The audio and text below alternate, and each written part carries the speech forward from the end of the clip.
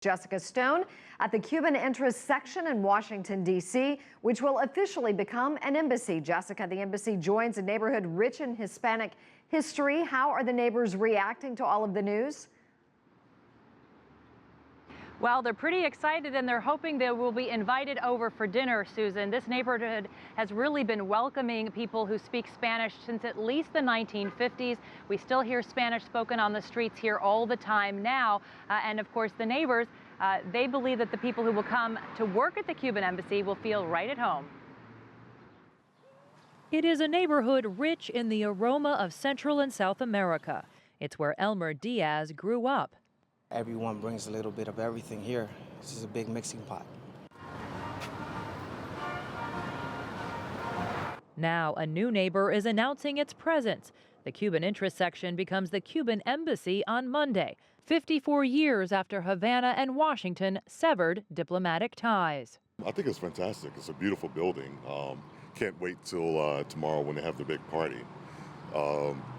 Definitely very excited to meet a lot of the dignitaries and people that are representing Cuba.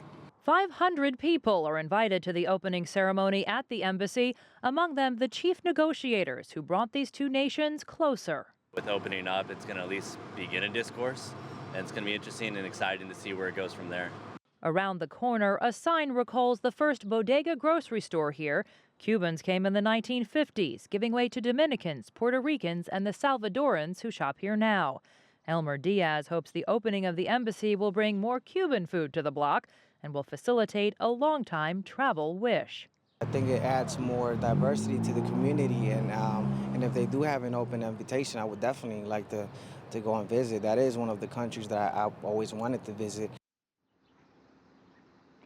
Of course, the opening of the embassy does not mean fully open relations between these two countries. There's still, of course, the U.S. embargo on trade to Cuba, and there's still the request from Cuba to the U.S. to lift it. Susan? Well, Jessica, we know that this is a tough ticket to get tomorrow with only 500 invites. What more do we know about the festivities?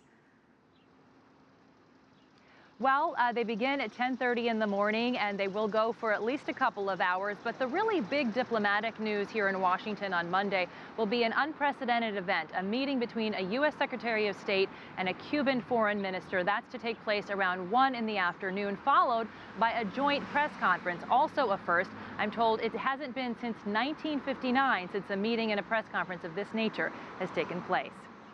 Jessica Stone reporting live in Washington, D.C.